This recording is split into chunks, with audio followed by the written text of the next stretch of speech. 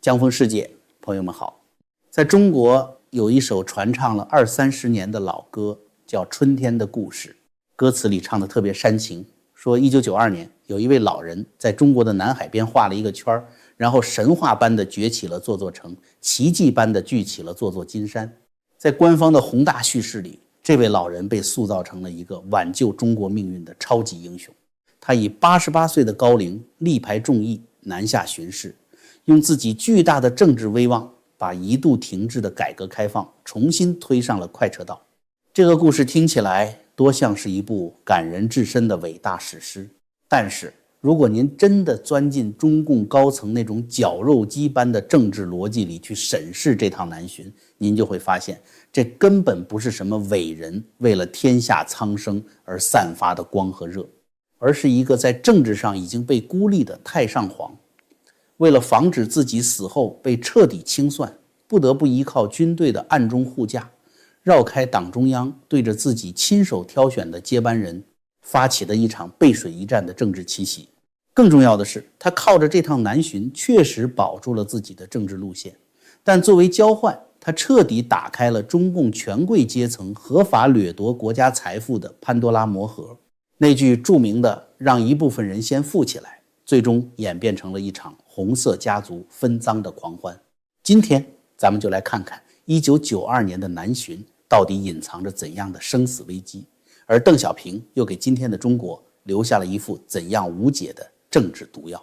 朋友们，要看透中南海这种盘根错节的利益迷局和权力真相，确实非常烧脑，也需要充足的体力和元气。在咱们揭开1992年南巡背后的权力奇袭之前，先跟大家分享一个保持活力的好助手，请大家多多支持江峰，关注咱们的合作伙伴普瑞堂黑参。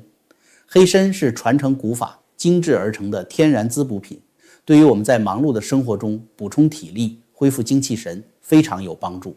我为大家争取到了专属福利，现在只要点击影片下方描述栏的连结，在结账时输入专属优惠码 JF，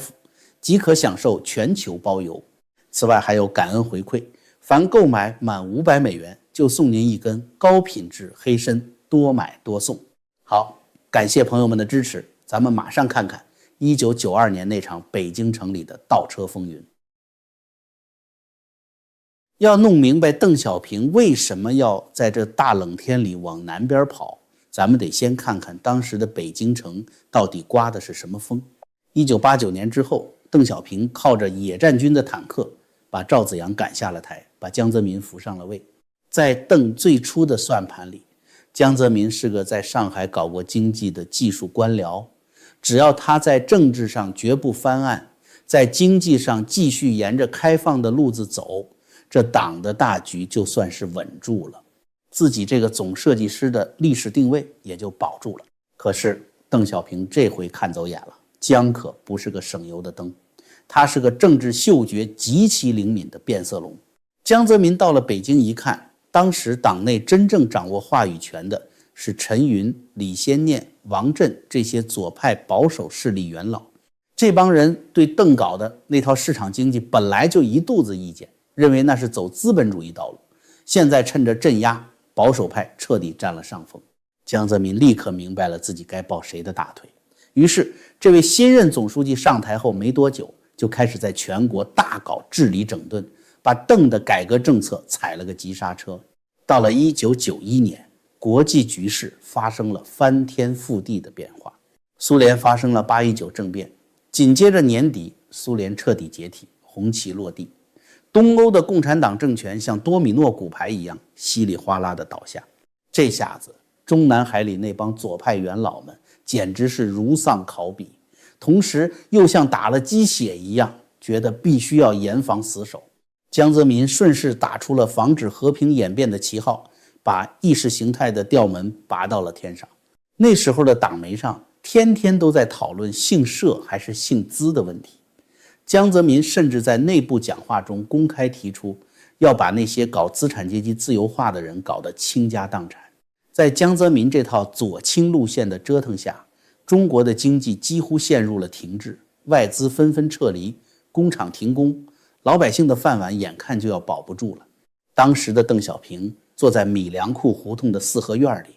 看着报纸上天天喊着阶级斗争、反和平演变，心里简直是在滴血。在软禁中的赵紫阳对当时的局势看得极其透彻，他在回忆录里一针见血地指出，在台上的人迫不及待地打出了防止和平演变的旗号，重提阶级斗争。老爷子没办法，只好亲自出马。邓为什么急了？因为他太清楚中共政治的残酷性了。他用开枪镇压换来了政权的苟延残喘。如果经济再搞不上去，老百姓的日子过得比以前还惨，那他邓小平在历史上的定位是什么？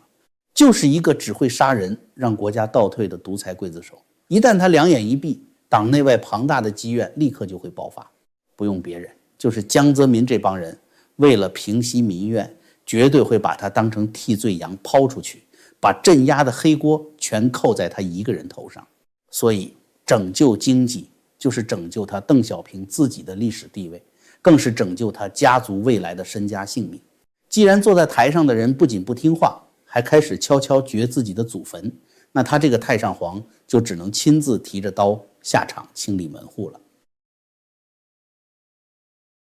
既然要动手，按照中共的组织原则，邓小平完全可以召开一次政治局常委会，或者开个中央全会，在会上提出自己的改革主张，但他干不成了。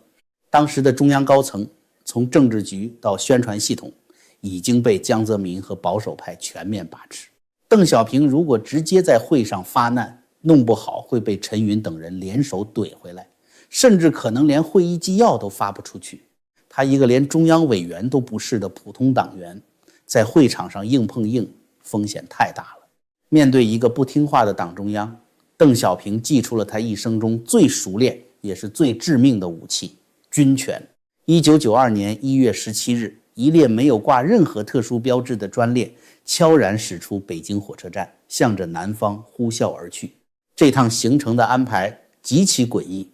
邓小平离京的全部安保和路线完全是由解放军内部的警卫系统负责操作的，没有任何党务系统的介入。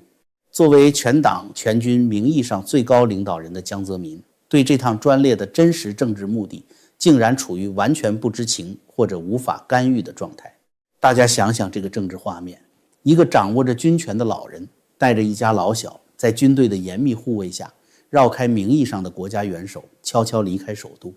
这哪里是家族度假？在古代，这就叫掌握兵权的老军阀带着亲兵出京，联络地方诸侯，准备清军策了。列车一路南下，1月18日停靠在武昌火车站。当时湖北省委书记关广富和省长郭树岩赶到火车站来迎接。邓小平连火车站的贵宾室都没去，就在冷风嗖嗖的月台上，一边散步一边对着这两位封疆大吏开口了。没有寒暄，邓直接抛出了那句后来震动全国的狠话：发展才是硬道理，谁不改革谁下台。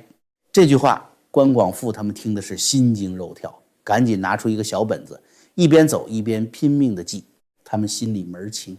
这句谁不改革谁下台绝对不是说给他们湖北省委听的，他们哪有资格谈什么上台下台？这句话是隔山打牛，直接瞄准了坐在中南海里的江泽民和李鹏。邓在武昌站台上的这番话就是一颗信号弹，向全党发出了一个极其明确的军事警告。我邓小平虽然没职务了，但拿掉一个总书记的手腕还是有的。你江泽民如果再跟着陈云他们搞左倾倒退，胡耀邦和赵紫阳的下场就是你的明天。到了广东，邓小平更是火力全开，他抛出了著名的3个有利于，告诉全党别管什么主义了，能搞到钱才是真本事。紧接着他抛出了那句让江泽民头皮发麻的名言：中国要警惕右，但主要是防左。这5个字主要是防左，在当时的语境下无异于一声惊雷。6·4之后，北京天天喊着要防右，要反资产阶级自由化。现在太上皇亲自发话了，你们搞的这一套才是中国真正的威胁，你们这些坐在台上的左王才是阻碍中国发展的罪魁祸首。邓小平在南方讲得热火朝天，但这个时候，一场极其诡异的媒体暗战却爆发了。北京的人民日报、新华社对邓小平南巡只字不提，版面上依然充斥着反和平演变的老调重弹。保守派们试图用这种冷处理的方式，把邓小平的声音封杀在南方。面对北京的铁壁合围，邓采取了舆论游击战。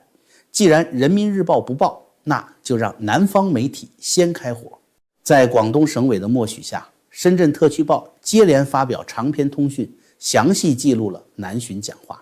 文章像野火一样在全国各地的诸侯官员中传阅。就在这个时候，军方给了江泽民最后一击。时任中央军委秘书长邓的铁杆亲信杨白冰在军内明确提出了一句口号：人民军队要为改革开放保驾护航。这个保驾护航一出来，中南海里的江泽民彻底坐不住了。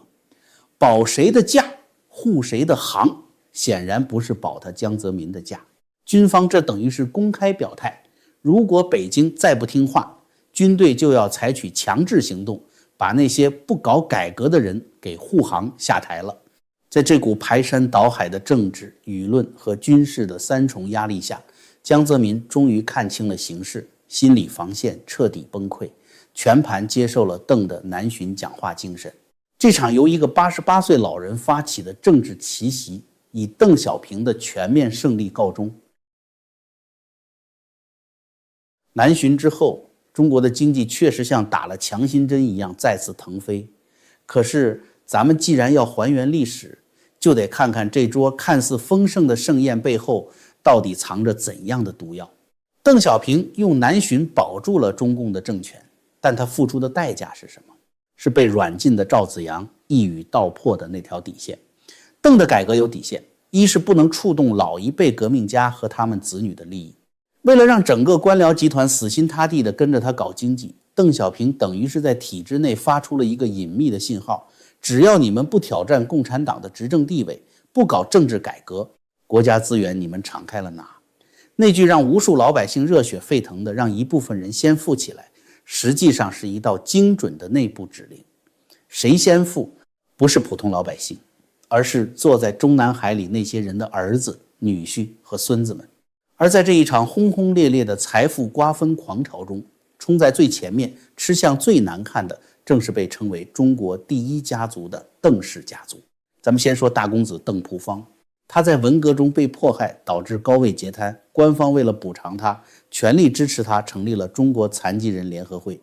但权力的潘多拉魔盒一旦打开，慈善立刻异化成了敛财的机器。80年代初，邓朴方打着为残疾人谋福利的旗号，创办了康华实业公司。在那个计划经济向市场经济过渡的双轨制时期，康华拥有全中国最让人眼红的特权——免税，以及几乎不受限制的进出口批文，把计划内的低价物资倒腾到市场上卖天价，转手就是几十倍的暴利。康华成了全中国最大的关岛总代理，底下的分公司开遍全国，打着邓大公子的旗号，在地方上呼风唤雨。1989年学生游行喊得最响的口号就是反关岛，最大的靶子就是康华。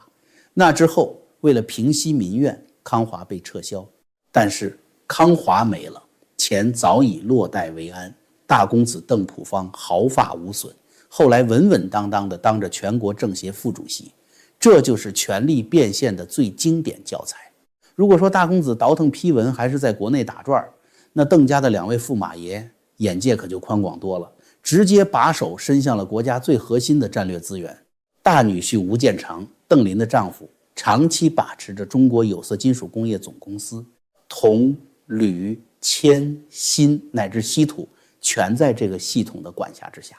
90年代，他大举进军香港资本市场，控制了多家上市公司，在香港富豪圈里呼风唤雨，国家的矿产资源成了他们在资本市场上腾挪翻转的筹码。三女婿贺平，邓荣的丈夫，掌控着赫赫有名的保利集团。保利的前身是军方背景的保利科技有限公司，说白了就是中共军方做军火进出口生意的超级白手套，向中东卖导弹、卖武器，动辄上亿美元的利润。拿赚来的钱大举进军国内的房地产、煤矿。他们不需要去市场上厮杀，只需坐在权力的源头上，财富就像自来水一样流进家族的账户。在邓家这盘巨大的利益网络中，最让人瞠目结舌的还得说是小儿子邓志方的故事。他早年在美国留学，后来顺应南巡后的下海狂潮，一头扎进了商海。邓志方的起点，那是普通人做梦都不敢想的。他找了一个重量级的合作伙伴，就是当时北京首钢集团一把手周冠武的儿子，人称京城四少之一的周北方。另外，他们还拉上了香港的超级巨富李嘉诚。这三方势力一结合，在香港成立了一家叫首长四方集团的上市公司。这个名字多霸气，首是首钢，长是长江实业，四方则是邓志方的公司。这家公司一成立，立刻在香港股市掀起狂澜，更在内地的北京、上海、广州、深圳等近10个核心城市大肆圈地，贩卖土地使用权。据当时的海外媒体估算，他们家族在这个阶段积累的财富高达100多亿美元，简直富可敌国。钱来得太容易，人就容易飘。邓志方仗着太上皇的光环，行事越来越没有顾忌，这就引出了90年代中共高层圈子里一个极其隐秘也极其轰动的丑闻——澳门赌场风波。据说1994年邓志方去了澳门，在葡京赌场里玩嗨了。赌场里的老板和洗马仔一看中南海顶级的太子爷来了，自然使劲撺掇。结果邓志方手气极备，越输越想翻本，最后竟然输掉了将近2亿元人民币。在那个连万元户都算是富豪的年代，这是一个天文数字。欠债还钱天经地义，太子爷也不例外。邓志方拿不出这么多现金，场面极其尴尬，被赌场方面请到了贵宾室喝茶，不结清账目不让走。最后是澳门当时的赌王家族等圈内大佬出面宴请了邓志方整整3天，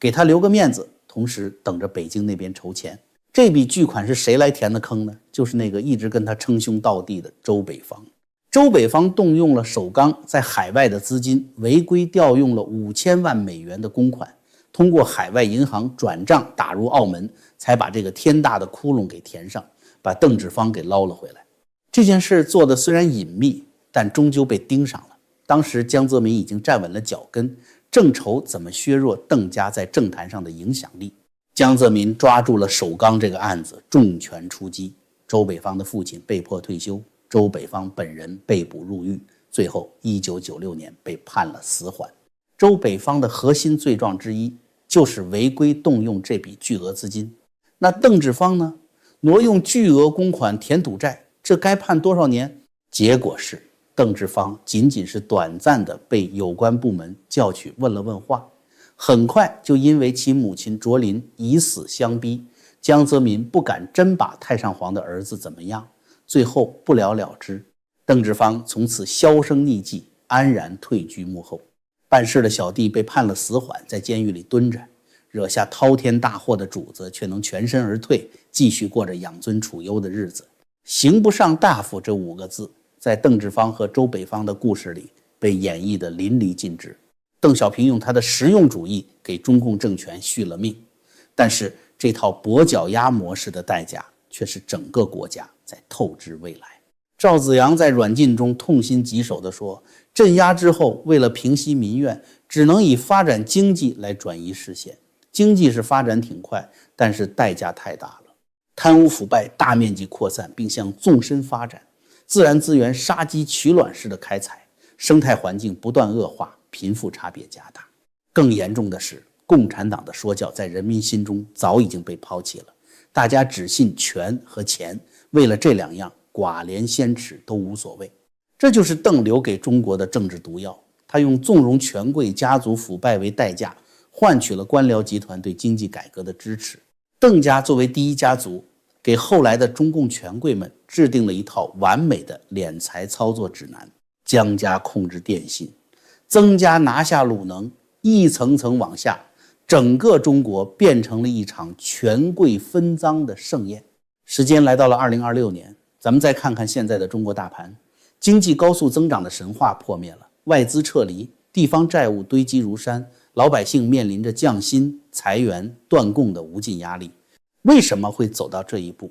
因为当年的那剂强心针药效已经完全褪去了。今天塔尖上那位看着这满地的烂摊子，面对着从高管到基层全面躺平的官僚体系，他想尽了一切办法搞内循环，搞运动式反腐，试图重新把权力集中起来。但他面对的恰恰是邓当年南巡种下的那一整套早已根深蒂固、盘根错节的利益集团。当年那些先富起来的人，不仅没有带动后富，反而把通往富裕的桥梁给炸毁了。他们把全中国人民的血汗钱洗到海外，全家带着巨额财富移民，留下一个负债累累的国家，让底层百姓去扛。邓小平亲手缔造的这个只认金钱、毫无底线的权贵资本主义怪物，如今正在反噬整个国家。今天中南海里面对的种种无解的死局，正是当年那杯饮鸩止渴的毒酒在30年后发作的必然结果。好了，咱们这个关于邓小平政治遗产的4集特别系列到这里就全部结束了。历史不是任人打扮的小姑娘，那些被光环掩盖的罪恶，被谎言包裹的贪婪，终究会在时间中无所遁形。看懂了邓小平，也就看懂了中共这台体制机器是如何运转的，也就明白了今天中国这一切苦难的根源所在。请您一定要点击关注、点赞，并把视频分享给朋友。咱们下期节目接着聊，不见不散。